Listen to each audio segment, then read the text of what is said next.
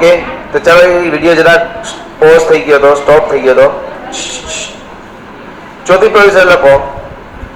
such gift is considered taxable if covered in any of the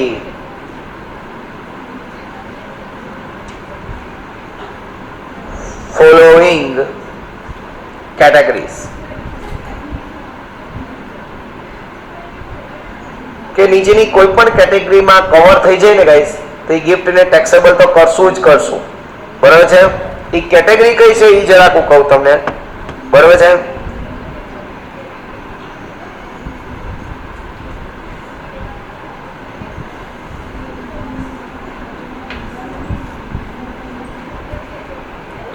चलो पहलू cash और check. Cash और check आ चौथा नी अंदर पहलू रोमन करू छू, कैश और चेक. कैश और चेक मळे तमने विधाउट कन्सिडरेशन, काई पण कर्या वगर.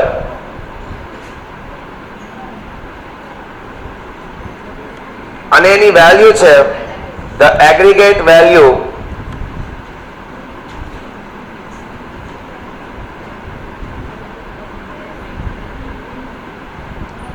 exceeds rupees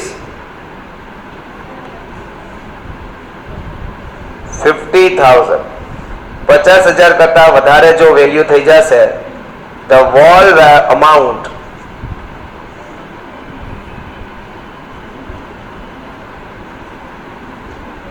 is taxable. આખી અમાઉન્ટ કેવી થઈ જશે ગાઈસ? ટેક્સેબલ. જરાક તમને એના એક્ઝામ્પલ દ્વારા જો સમજાવું, તેનો એક્ઝામ્પલ માનો કે ABCD આ ચારેય ભેગા થઈને 49,000 રૂપિયા આપ્યા હોય તો ચારેય ભેગા થઈ અને 49,000 રૂપિયા આપ્યા તો નોટ ટેક્સેબલ, ટેક્સેબલ થશે નહીં.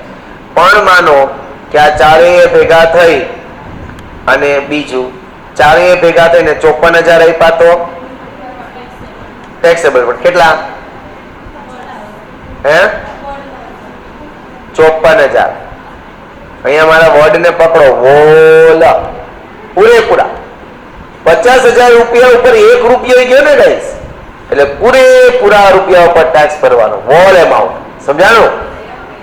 That is the logic. Clear? Okay. આમ તો તમે બધા હોશિયાર છો, હું સમજુ છું, કારણ કે કેપિટલ ગેઇન તમે લોકોએ ખૂબ સરસ કર્યું છે. બધી પ્રોવિઝન્સ તમને લોકોને મોઢે યાદ હતી, મને ખ્યાલ છે. બરાબર ને? Second thing, immovable property.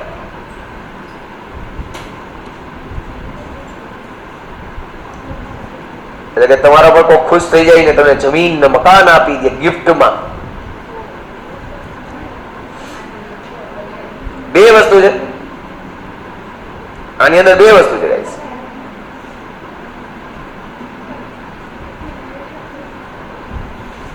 કે જળ જમીન અને જોરું અને ત્રણેય કજિયાના છોરું.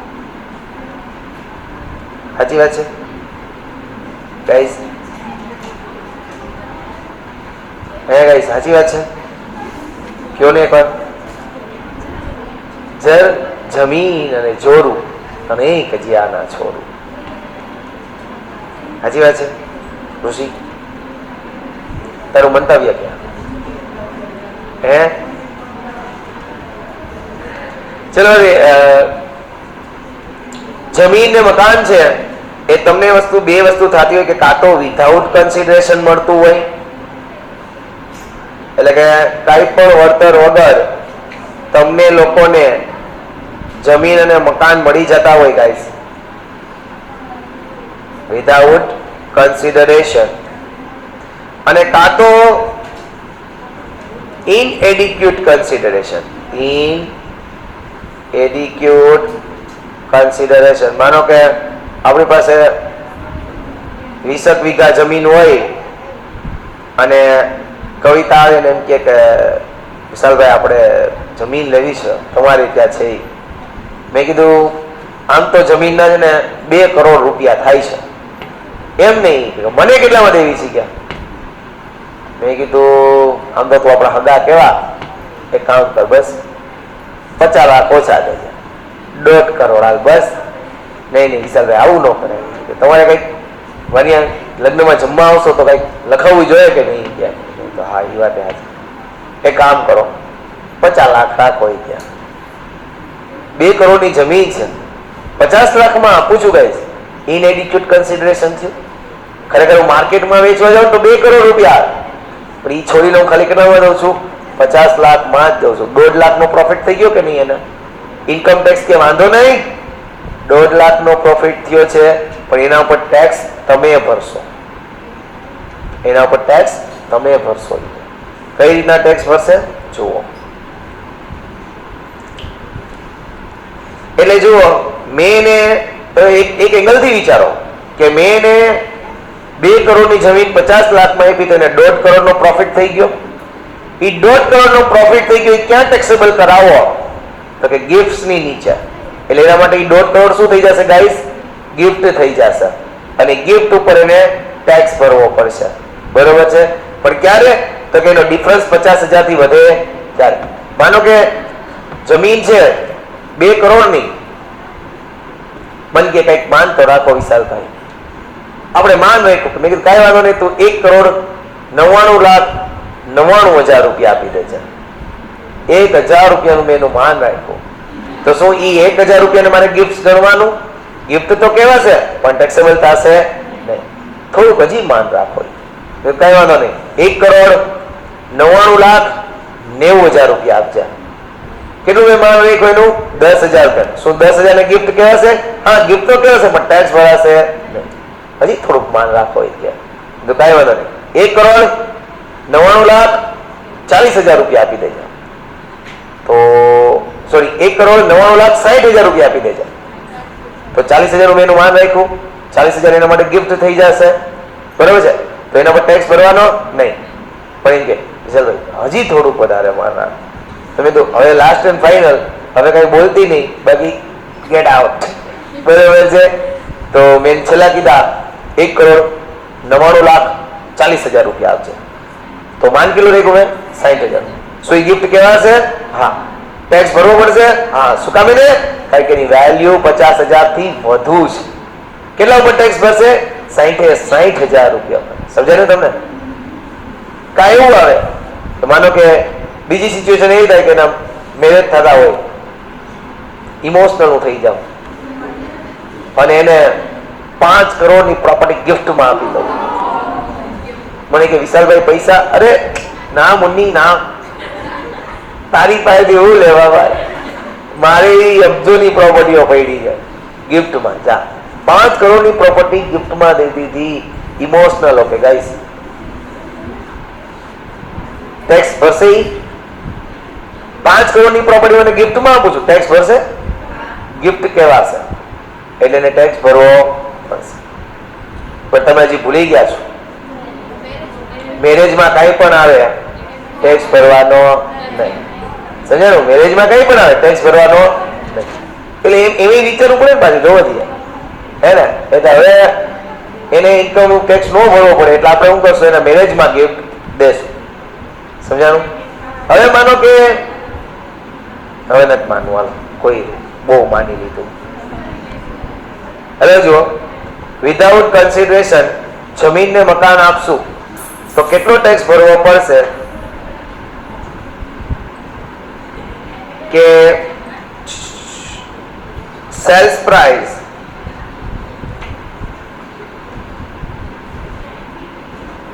અને stamp duty value. Okay okay okay, આ તો વિધાઉટ કન્સિડરેશન છે. સોરી. કેટલો ટેક્સ? તો કે સ્ટેમ્પ ડ્યુટી વેલ્યુ ને આપણે ધ્યાનમાં લેવાનું. Stamp duty value exceeds ₹50,000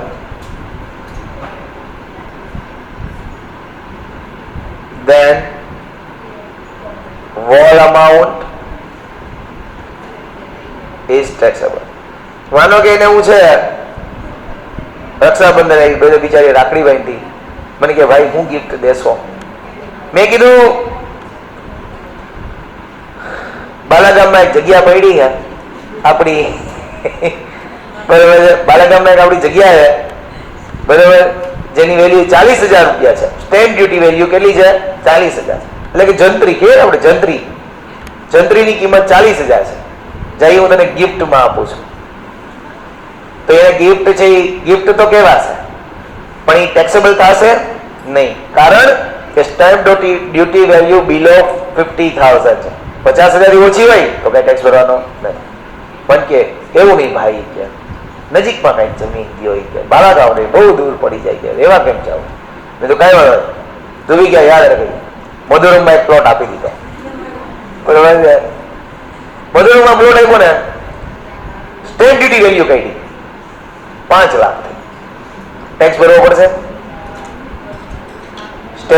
tax ભરવો પડશે. હા, કારણ કે એની વેલ્યુ 50,000 કરતા વધારે છે. કેટલો ટેક્સ ભરશે? 5 લાખ ઉપર પૂરેપૂરો, 5 લાખ ઉપર પૂરેપૂરો ટેક્સ ભરશે. સમજાય છે ગાઈસ? રિયલી સમજાય છે? જો આ બેન બનવાના ફાયદા છે, સમજાણું? ટુ બી અ સિસ્ટર, હે ને? ટુ બી અ સિસ્ટર. હવે માનો કે inadequate consideration, inadequate consideration એટલે કે કન્સિડરેશન જે inadequate હોય તો ક્યારે ટેક્સ ભરશો? કે જ્યારે સેલ્સ પ્રાઇસ અને stamp duty value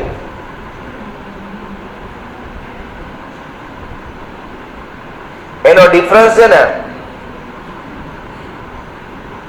more than 50,000 હશે,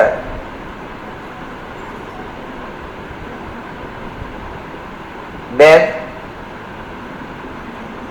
whole amount taxable. આનું મેં તમને જમીન દ્વારા સમજાવ્યું હતું કે 50,000 કરતા વધારે ડિફરન્સ નીકળી જાય તો પૂરેપૂરા રૂપિયા ટેક્સેબલ, સ્ટેમ્પ ડ્યુટી અને સેલ્સ પ્રાઇસ વચ્ચે. સમજાણું? આ તો મેં તમને અગાઉ જ એક્ઝામ્પલ આપી દીધું. આવડું બધાને એવરીવન? એડિક્યુટ અને ઇનએડિક્યુટ.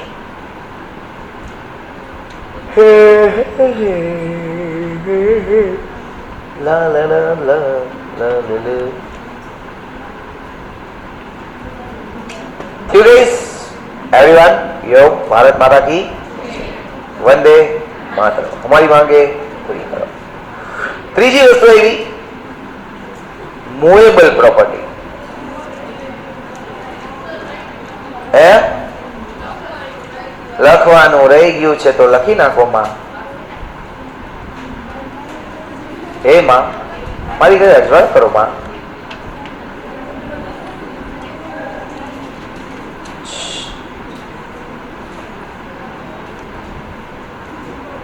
શું ભવ્યતા? મજામાં બેટા?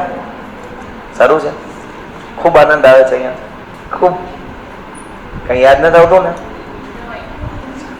મોબાઈલ નું કહું છું દોસ્તો. શું સમજ્યા તમે? મોબાઈલ યાદ નથી આવતો ને?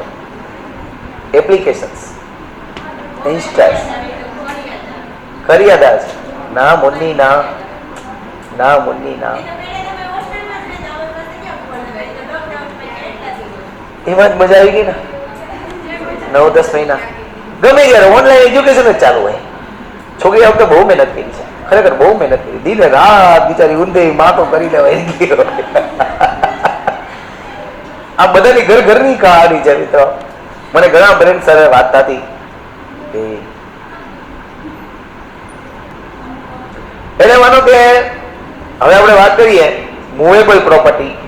મૂવેબલ એટલે કે હરી ફરી શકે. આવે છે ઋષિ આવે છે. હવે ઋષિ કે છે વિશાલ સર હું કવિતાની બેનપણી છું, તમારી બેન જેવી કહેવા. હા મારી બેન જેવી જ કહેવા બેન. બોલ બોલ સર તમારી પાસે ઓલી જે મર્સિડીઝ છે ને એ કહેવા. મેં કીધું હા સર એ વેચવી જ તમારે કહેવા. મેં કીધું આમ તો વેચવી તો નથી પણ તારે જોતી હોય તો આપી દઈશ બસ. સર હું ભાવ કર્યો મર્સિડીઝનો? મોજ કરને જા, મફત. તારી વાળી કઈ જોતા નથી. હવે આમાંય બે વસ્તુ રહી ને, કાં તો મફતમાં હોય એટલે કે વિધાઉટ કન્સિડરેશન. હું એમ કહું કે એક કામ કરી, દરરોજ તારે મારી ઘરે આવી પોતા કરી જવાના આખી જિંદગી, બરોબર, તો એ કન્સિડરેશન થયું. પણ આપણે તો વિધાઉટ કન્સિડરેશન ની વાત કરીએ. હે નથી ઋષિ બેટા લઈ લેવાય, પ્રેમથી કોઈ દે તો ના નો પડાય. હે વિધાઉટ કન્સિડરેશન કોઈ વસ્તુ આપે તો કઈ ટેક્સેબલ થાય? ટેક્સેબલ કઈ થશે? ફેર માર્કેટ વેલ્યુ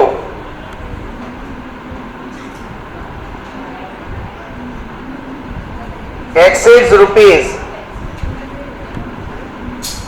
50,000 કે ફેર માર્કેટ વેલ્યુ જો 50,000 કરતા વધારે છે, માનો કે મર્સિડીઝ ની ફેર માર્કેટ વેલ્યુ 10,000 રૂપિયા હોય તો ટેક્સેબલ નહીં રહે. પણ એ મર્સિડીઝ ની ફેર માર્કેટ વેલ્યુ 20 લાખ રૂપિયા હશે તો 50,000 થી વધારે છે તો પૂરેપૂરા the whole amount is taxable. The whole amount is taxable. Bharat माता की जय, वंदे मातरम. हमारी मांगे पूरी करो.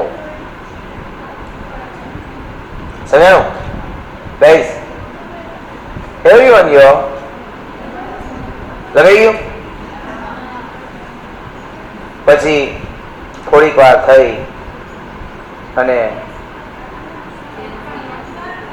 હા બાકી છે, લખી લે મુન્ની, લખી લે. તું બી ગયા યાદ રખી કે કિસ દિલદાર સે ફાલા ભરા થા હાઈ. પછી થોડોક સમય થાય છે, નિરાલી રોતી રોતી આવે છે.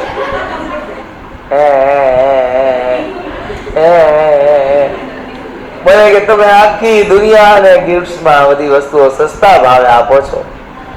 સર તમારા જે ફળિયામાં ઓડી પડી જ નહીં એ મારે જોઈએ છે. મેં કીધું ઓડી જોઈએ છે તારે? તે પેલા મોઢું જોયું છે? તે આખી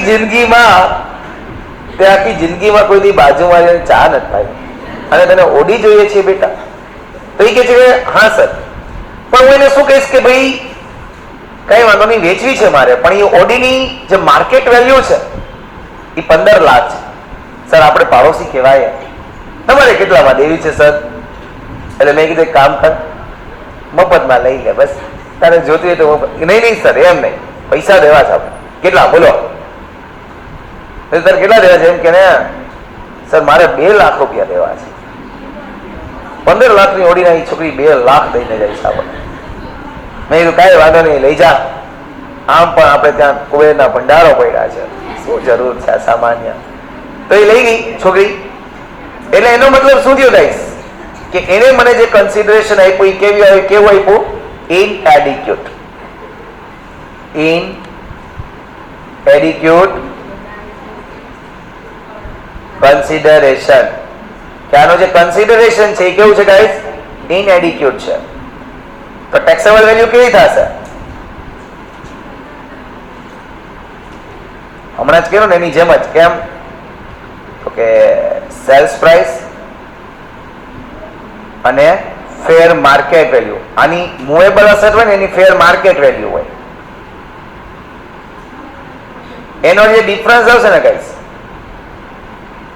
તફાવત exceeds rupees 50,000 હશે, the whole amount is taxable.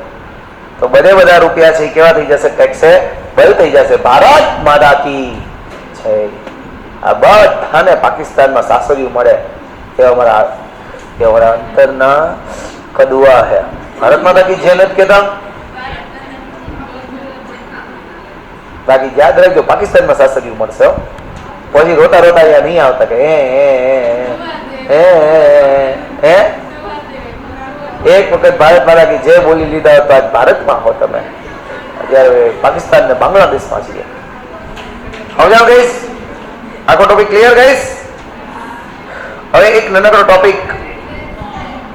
કેટલા વાગ્યા છે? 8:45. તો કે તો આજ સુધી આપણે એટલું રાખીએ. તમારે લોકો અહીંયા બેહીને જવાનું નથી, તમારે લોકો અહીંયા બેહીને થોડુંક રીડ કરો, ત્યાં સુધી હું એક મારું કામ પૂરું કરી લઉં. બરોબર છે? 5-10 મિનિટ વાંચો. થઈ ગયું બધાને ગાઈસ?